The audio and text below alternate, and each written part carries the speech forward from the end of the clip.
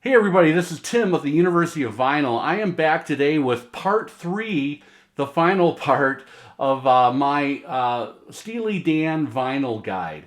I want to say thank you very much so far, everyone who has taken some time out of their day to view, maybe comment. If you like these videos and maybe you've had time to dig into my back catalog, I would really appreciate if you would maybe consider subscribing. You'll get notified whenever I put out new videos. I try to do a couple of these a week, and although not always 45 to 50 minutes long. Like this video, please. Every little bit helps to raise awareness for my channel. So let's get on with part 3.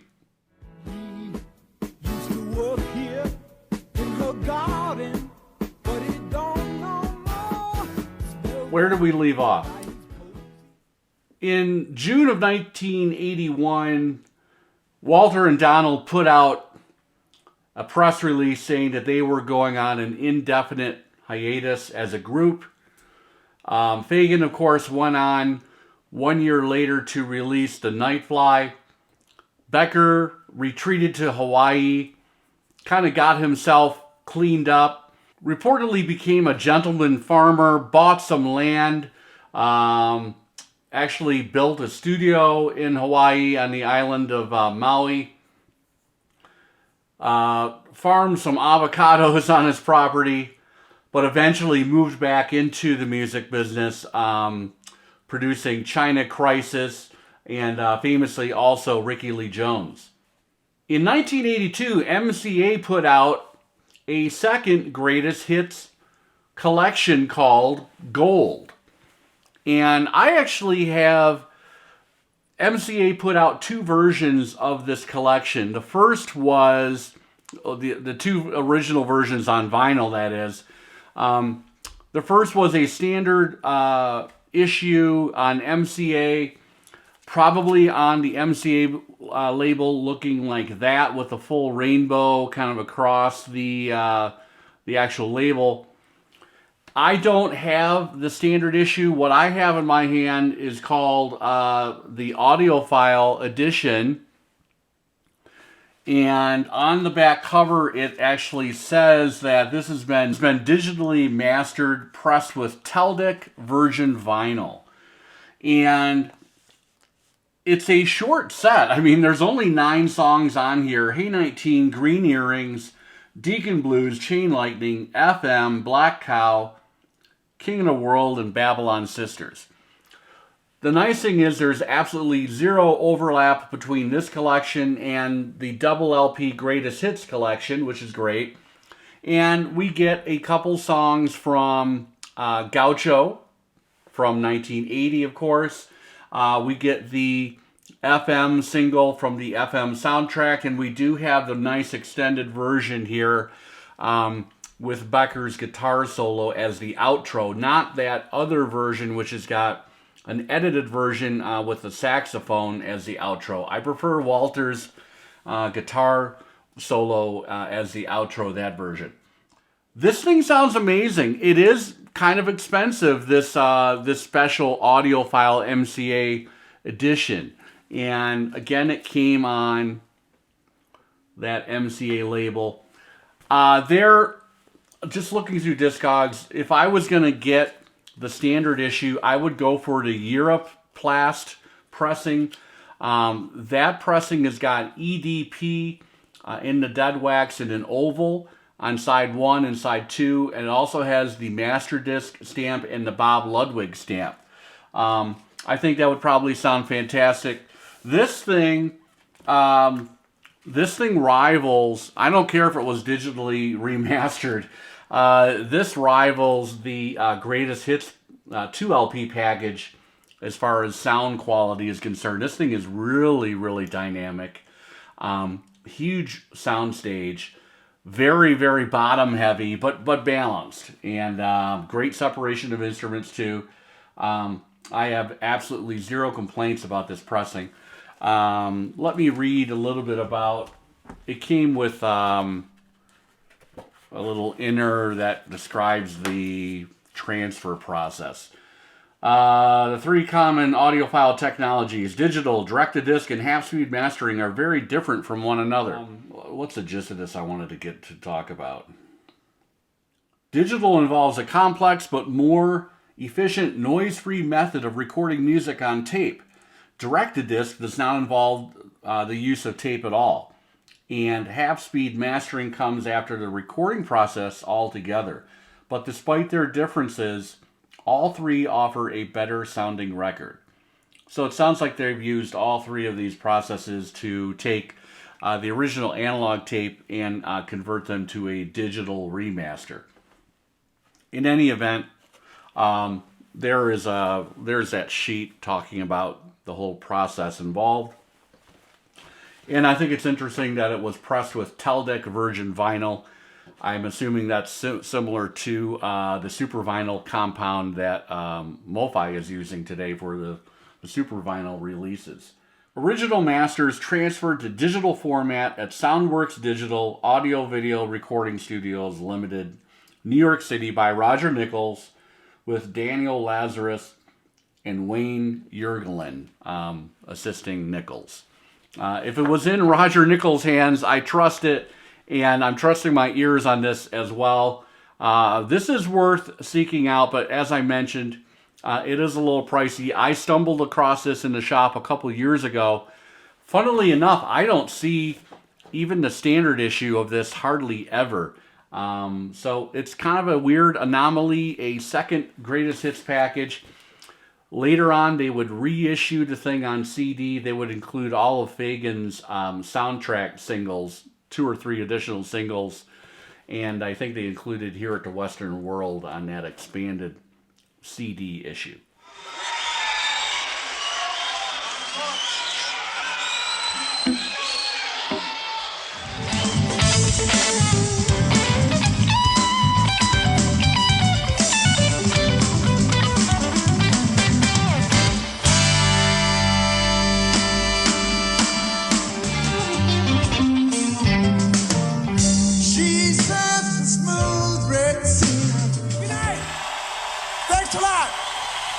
Carefully. Thank you. Good night. Thank you.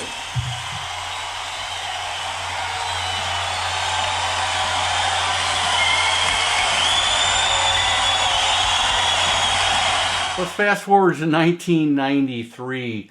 That is the year, 92, 93. That is the year that Walter Becker produced and played on Donald Fagen's second solo release, Kamakuriad. That was released in 1993.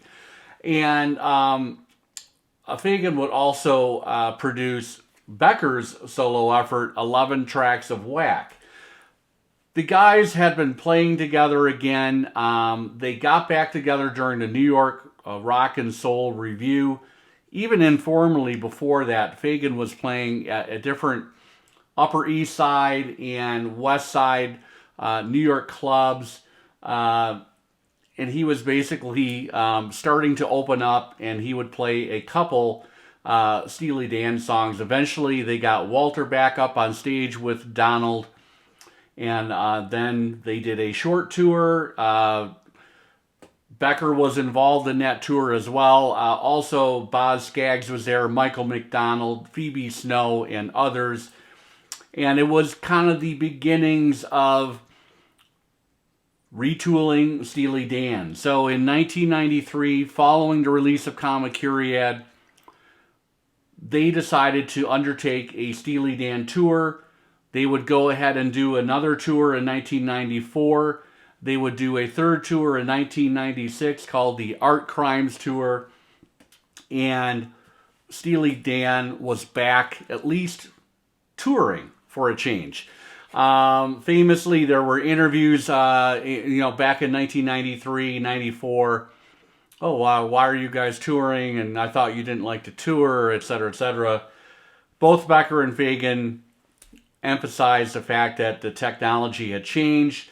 They were the headliners, so they had complete control over their production, their sound values. They were no longer opening for people, maybe not getting sound checks that happened back in the 1970s. So pretty amazing that the whole enterprise got back up and running in 1993. And they were able to kind of try out, and believe me, they did. They tried out various people in various roles. They called it the Steely Dan Orchestra. Some of the names and faces changed between tours, but really since 2000, some of these players are still there, still intact. People like Keith Carlock on drums, John Harrington on rhythm and lead guitar at times, Carolyn Leonhardt on backup vocals, Michael Leonhardt, who actually co-produced Sunken Condos with Fagen's latest solo album. He is reportedly working on a new solo album, which is very exciting. So anyway, a lot of these players have been around and involved with Steely Dan as a going concern. We're over 20 years now since the 2000 tour that came to celebrate Two Against Nature. So Two Against Nature, released on February 29th of 2000, released originally on compact disc. This album, of course, famously, I'm sure everyone has heard about it, has recently been reissued, Record Store Day, June 12th, 2021. This was spread across 3 sides, so it's a double LP package. The 4th side just contained those 2 funny reindeer that were in the original liner notes. So you'll get the reindeer etched on side 4 of the double LP. Let's talk about the conceptualization and the recording of this fantastic album. So Two Against Nature. I purchased this originally the day it came out.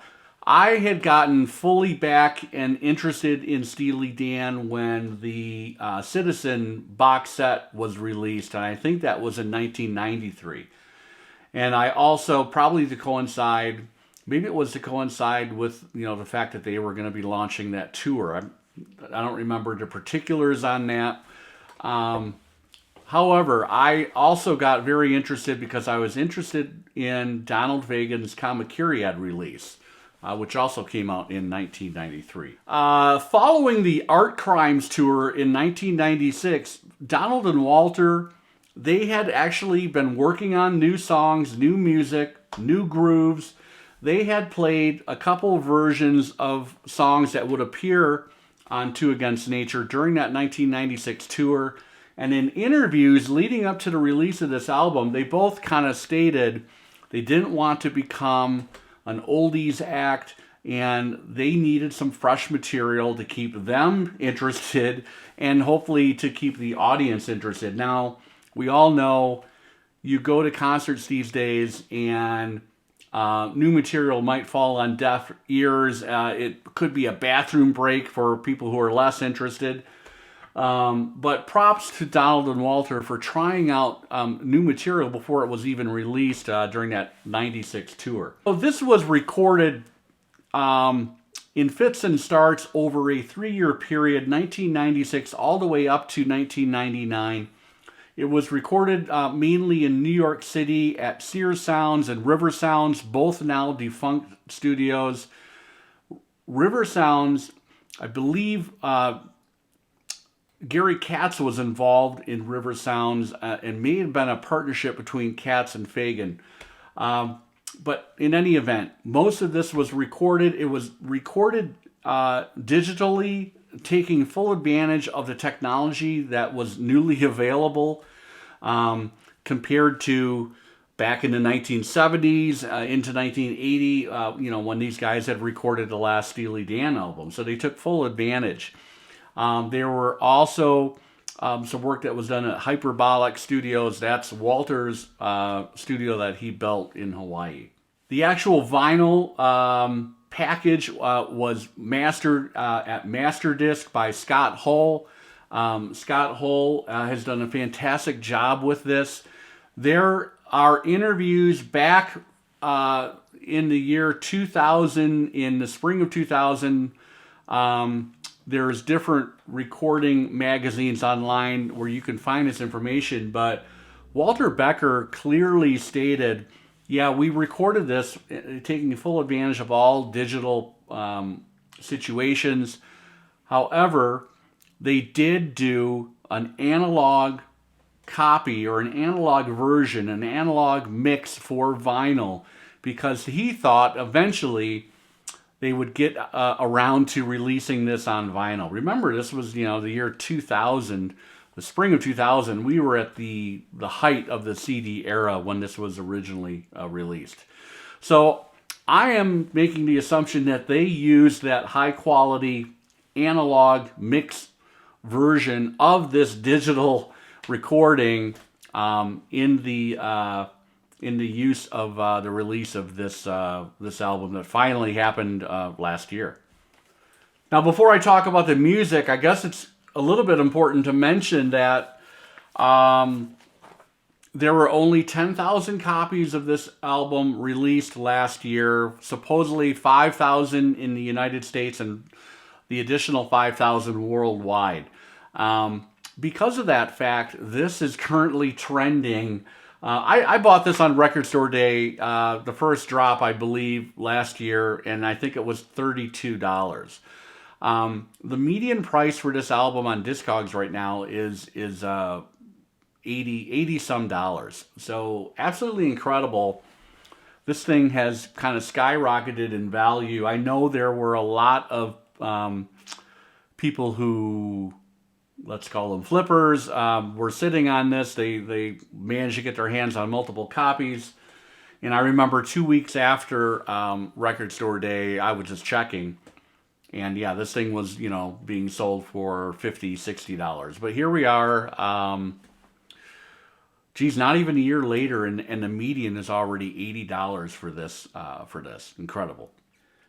I remember in 2000 when I put this on, and at first I thought I was a little underwhelmed with the music. I'll be totally forthright with everybody right now. But I have come to love this album over the last 20 years. And when I got this album, the vinyl version last year, I was really, really, really impressed with the sound on this thing.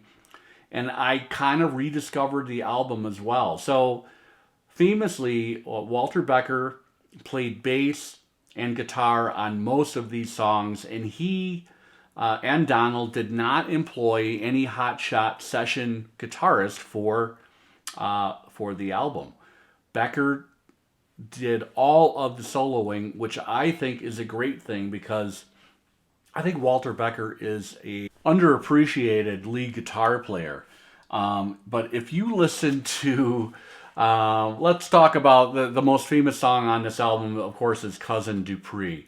So Cousin Dupree, Walter Becker famously kind of described it as a play on a rural country blues song. and it's got a fantastic in-the-pocket feel to it. So it's got a buttoned-up backbeat. And then Becker can just kind of, he lays down some incredible, just kind of off-the-cuff bluesish riffs, working around Fagen's vocal.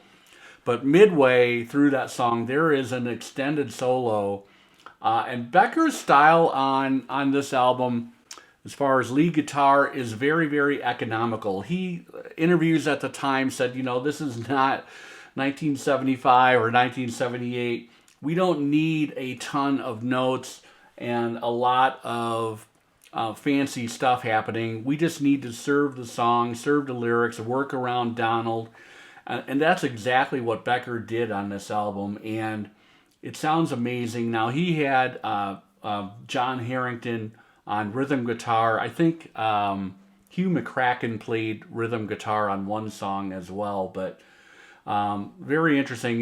Harrington is still in the Steely Dan band as we sit here today, longtime member. The first song on side one, this was the announcement to the world that Steely Dan was back, was Gaslighting Abby.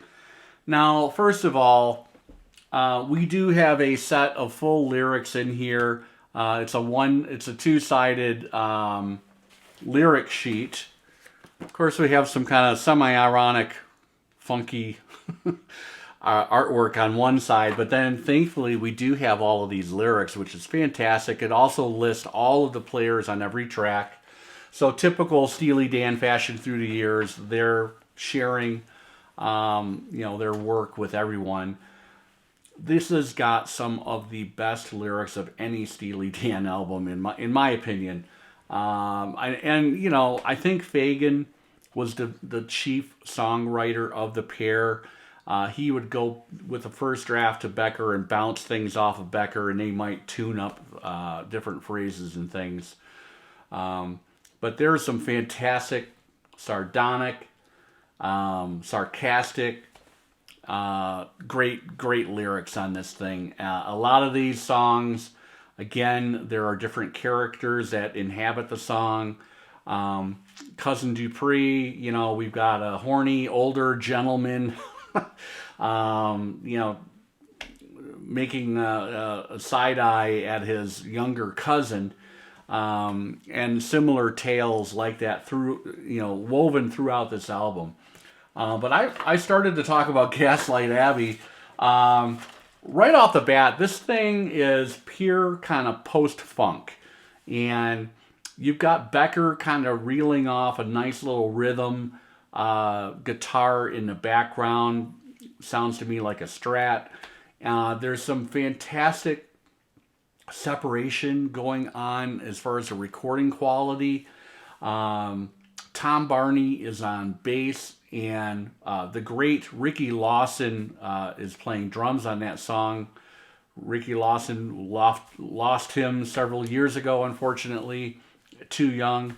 But what a great drummer, and he played on the Two Against Nature World Tour as well. The title track is a standout as well, Two Against Nature. I'm clocking in at over 6 minutes long. This was the first song that Keith Carlock, their fantastic current drummer in the band, played on. And he played on, I think, the entire Everything Must Go album. But Two Against Nature's got a great vibe to it. It's got a little bit of a foreboding vibe. And Becker is playing bass on that song as well as doing all the lead guitar work. Great song. The last song on side 2 on the first album, on the first record in this package, is Jack of Speed. I think this is one of the songs that they were playing on trying out on the '96 tour, and this has got a Royal Scamish vibe, I think, to it. It could have been taken off that album. It's fantastic, just a fantastic song. I think this stands up. It's a great kind of return for Steely Dan. When it was released in 2000, I think the songs and the performances have just kind of grown in stature as the years have passed by. I enjoyed kind of rediscovering this when the vinyl issue came out last year. And hopefully you guys and ladies all have a copy of this yourselves. If not, I would be shocked if this doesn't get another repressing at some point in time. I mean, only releasing 10,000 copies of something that was never available on vinyl. We're 20 years on and more, 22 years on, coming up on 22 years of the release this month. It seems sadistic of me that they would not do a repress of this fantastic sounding album. So that's Two Against Nature. Steely Dan were back as of February 29th, 2000 as far as recorded new material. The 2001 Grammy Awards, when Walter and Donald and the recording engineering team, they won Album of the Year. I believe they won Song of the Year for Cousin Dupree, and also Best Engineered Album. So what a fantastic cap to the year that was the 2000 year when they released Two Against Nature. They were the hype machine at that point in time was basically on full throttle. They did VH1 Storytellers that year. There was a special pre-recording live of the album and greatest hits that came out. I think there was a special package on CD and DVD with the album. There was a couple other tie-ins. So this thing was incredibly marketed that year. And it turns out they got multiple Grammys for it. So what an incredible comeback for Steely Dan. I saw the Two Against Nature tour. I was living and working in Dusseldorf, Germany in the year 2000 and into 2001. And that tour came through Dusseldorf. And it was the first time I had seen Steely Dan. Was very excited. It was a fantastic show. I had reserved seats like in the 20th row of a very nice indoor arena venue. Great time. I think the place was called Phillips Hall in Dusseldorf. That is a wrap on Two Against Nature. Let's move on from there.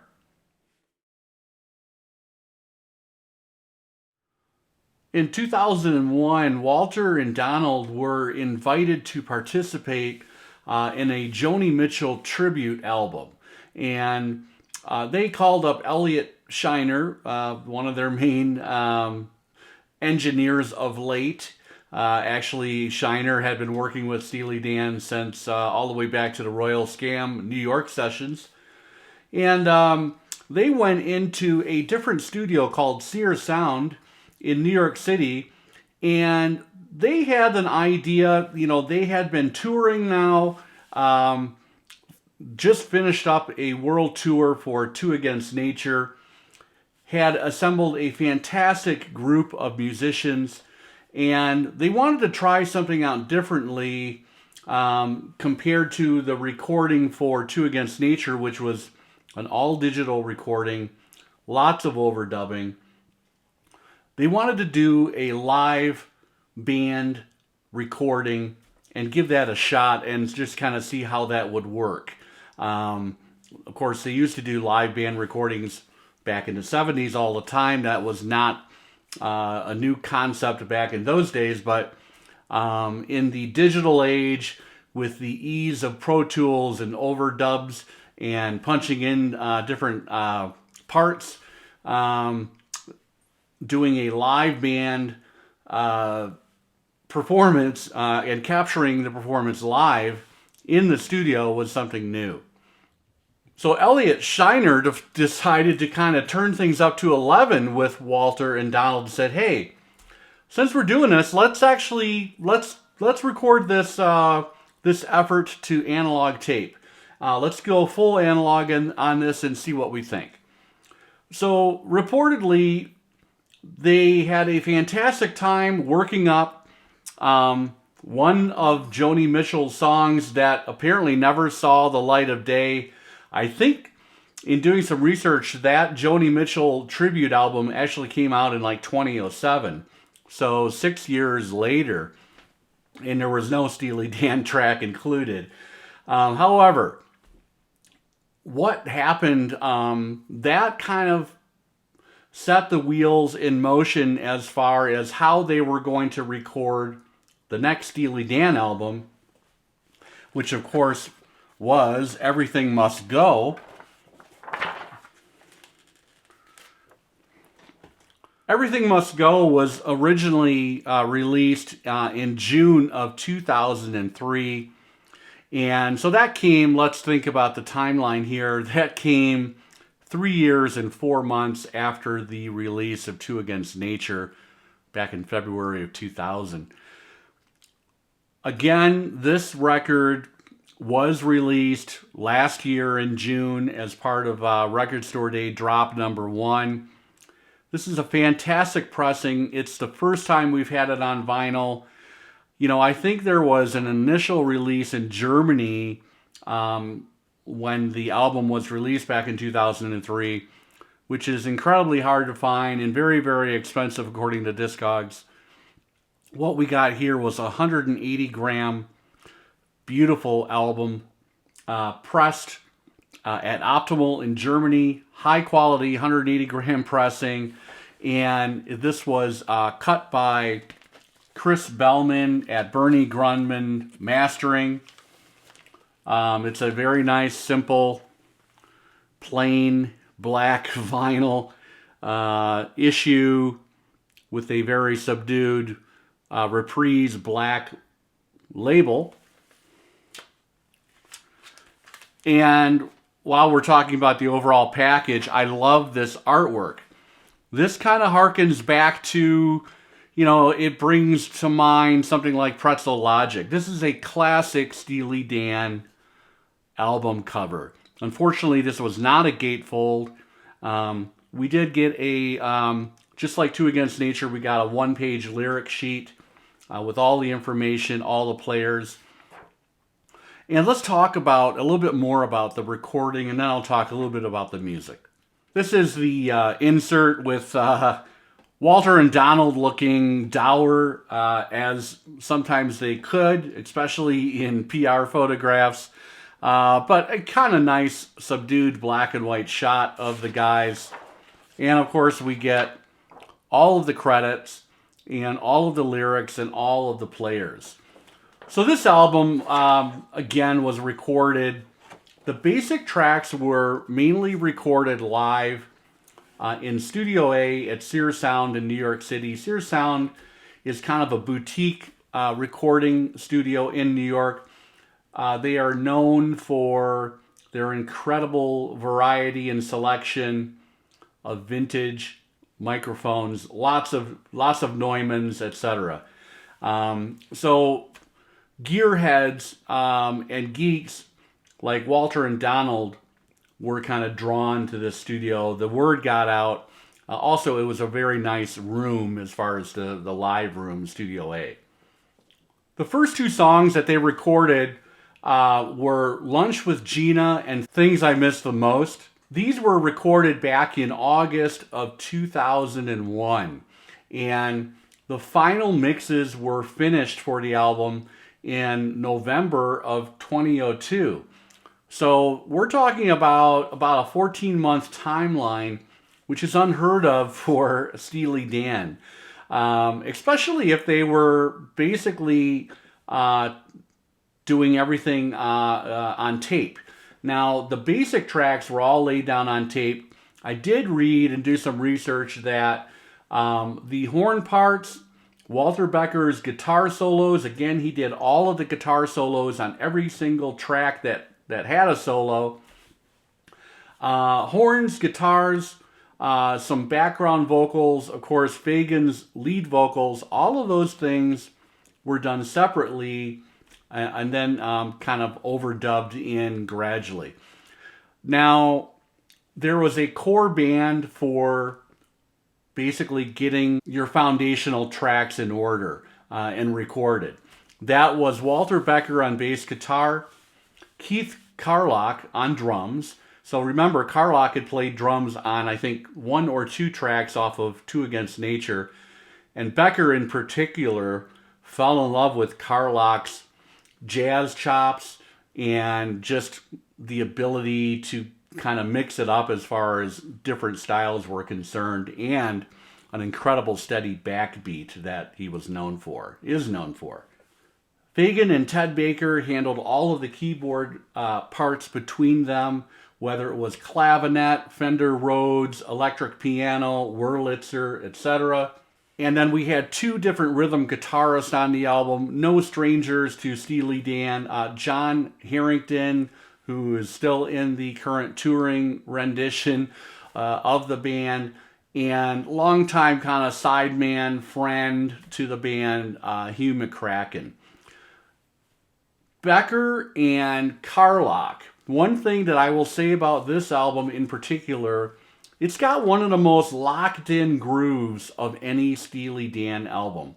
Again, it's got kind of that post-funk sound kind of carrying over from Two Against Nature. But I think it has a little more, I like the cohesiveness of this album. There's almost a theme to it. There is a hype sticker. The hype sticker on the album actually points to kind of the overall theme. And the theme is like kind of the world is ending.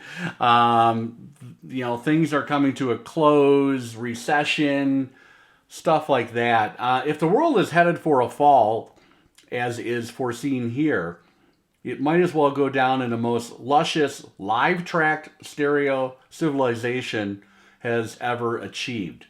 So, some cool tidbits about the actual album are on that hype sticker that was on this Record Store Day release. Back to the theme. If we just read some of the song titles here, you get the idea. So, first of all, The Last Mall, Things I Missed the Most. Godwhacker is a very, very in the groove, foreboding, fantastic song. And then finally, the last track on side 2, Everything Must Go. Walt Weiskopf is a saxophone player extraordinaire, tenor sax, and he is the player on, he's all over this album, and he's on that last track. The song opens with kind of a refrain, and then he moves into a fantastic, gorgeous sax solo. And that song in particular has a lot of, it just seems to have that traditional, old school, classic Steely Dan vibe or Steely Dan weight. It really kind of, when I bought this thing originally on CD, I gravitated to that song. And I thought to myself, even more so than when Two Against Nature came out, yeah, this is a Steely Dan album. Now, I have, over time, come to love Two Against Nature. I've already talked about that, but when this thing came out, I loved it from the beginning. Again, it had a live feel, not as dry and maybe clinical as far as the recording quality went with Two Against Nature. This thing breathes a little bit more. It has incredible sound quality. This thing is rich. It is full. The soundstage is very, very expansive. It's room filling. It is a very, very, very well recorded piece of work. That is the back cover with, looks like Fagen and the keys and Becker holding the bass guitar. Back to Walter Becker's solo guitar playing. Absolutely fantastic. A lot of it is blues based, so he's not trying to really kind of show off too much here. He's working around the song structure, working and weaving his way around Donald Fagen's vocal. Becker actually has, he took lead vocals on Slaying of Ages, which is an interesting listen. He's got a very, very sardonic, nonchalant delivery. It's kind of nice for a change. I have not really listened to any of the, I think there were 2 Becker solo albums, 11 tracks of Whack and Circus Money. This thing is not as expensive on Discogs as Two Against Nature. It's only the single disc, but again, fantastic pressing. Chris Bellman and Bernie Grundman pressed at Optimal, one of the best pressing plants in the world. You can see that made in Germany there on the back corner. Geez, I wish we would have gotten a gatefold, particularly with this album. I would have loved to have seen, some more artwork and maybe the credits inside. But that is Everything Must Go. This is we think, the last Steely Dan studio album. I would imagine that is it as far as studio albums are concerned. But you know what? In 2021, in addition to the 2 Record Store Day releases, we got one more surprise. That surprise, of course, was a double live LP that was released, I think, in September of 2021. It is entitled Northeast Corridor. These are all taken from the 2019 tour, the Steely Dan Tour. Of course, we lost Walter Becker in 2017.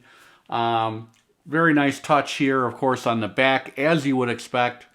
That is dedicated to the memory of Walter Becker.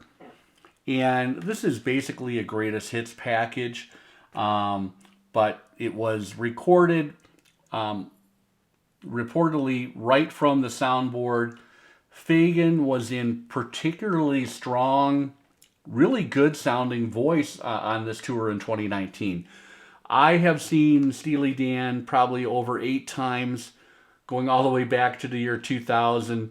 And I think the most recent time I saw him was 2014. And Fagen's voice was a little bit thin during that show, in my opinion. Didn't seem to have the vocal strength that he has had in other situations and other times. So it was a pleasant surprise when I picked up this live album and gave it a spin. Fagen sounds amazing on this. Very clear, very good enunciation, which can also be an issue sometimes with Fagen. But we got everything from Black Cow, opening side 1. Very cool. Things I missed the most from Everything Must Go is on side 3. Asia, Peg, Reelin' in the Years, of course. Also a really nice rendition of Glamour Profession is here as well. Of course, from Gaucho. Both records came in really nice inner sleeves. Not quite cardstock quality, but quite a bit of effort was put into these. This, of course, is one of the venues, the Beacon Theater on the Upper West Side, where I've seen Steely Dan 3 times. Great place to see the band live. And then we get a kind of a nice in-action shot of Fagen on the other record sleeve with some kind of gear porn on the back. The sound quality on this thing is absolutely amazing. These are dead silent, and you get a nice crowd noise as well on these, although not overpowering. The band is clear. The separation of instruments, the soundstage is fantastic. This is a really, really well done live recording. It looks like Fagen pulled out all the stops on this. There are credits in the liner notes. This thing was mastered by Bernie Grundman at Bernie Grundman Mastering Studios. So, absolutely fantastic release. Now, I did a kind of an in-depth, deep dive review of this when it was originally released, and my feelings are still the same. I have 2 quibbles with this thing. First of all, I would have liked to have had a gatefold outer sleeve so that the 2 LPs fit in there a little bit nicer. And I also think that this kind of full band photo is not really inspired as far as the cover artwork is concerned. I would have went with something a little more abstract, more in that kind of mysterious Steely Dan vibe. Even this photograph of the Amtrak is more interesting, I think, than just kind of this band photo on the front. But that's just me. Take it with a grain of salt. But if you haven't heard this yet or haven't picked it up, very, very, very strongly recommended live set. The other live set that was released back in 1995, Alive in America, it's a CD-only release. A lot of people complain that it was very, very kind of a subdued set. There wasn't a whole lot of crowd reaction involved. I think it's kind of an interesting listen. I will throw it in occasionally. But this is much better. And, it's really cool that they have captured this Steely Dan orchestra, as Fagan likes to call them, on tape live, because they have been putting on incredible performances with Becker and then now post-Becker as well. There's some fantastic players on here. Very, very well-deserved to see their performances documented. One other highlight, there is a new lead guitar player. He kind of stepped in because when we lost Walter, they needed another guitar in the band. And that, of course, is Connor Kennedy. Connor Kennedy hails from the Woodstock, New York area. He actually was part of the Night Flyers, the little pickup small band that Fagan put together in the winter and spring of 2017. They did a run of dates when Walter was quite ill, and so they couldn't do a Steely Dan tour.